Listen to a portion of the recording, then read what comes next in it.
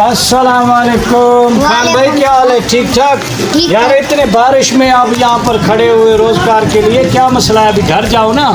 नहीं, रोजी करें, घर में कुछ भी नहीं है। अल्लाह देगा, अल्लाह देगा। सिंध में रहो, अमन अमान से रहो।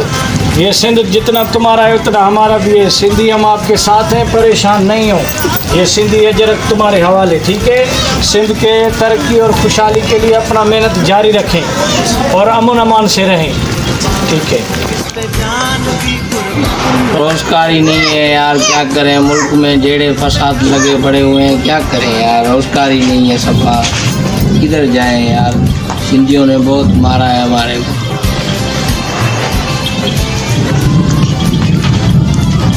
अस्सलाम वालेकुम। वालेकुम सलाम। खान भाई क्या हाल है? ठीक ठाक, खैरियत? चाहे कैसे कारोबार चल रहा है खान भाई?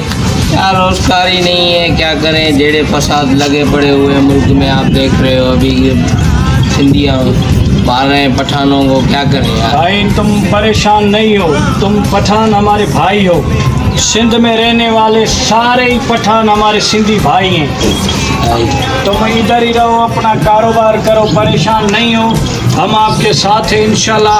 आप परेशान नहीं हो, अपने हिम्मत से कारोबार करें।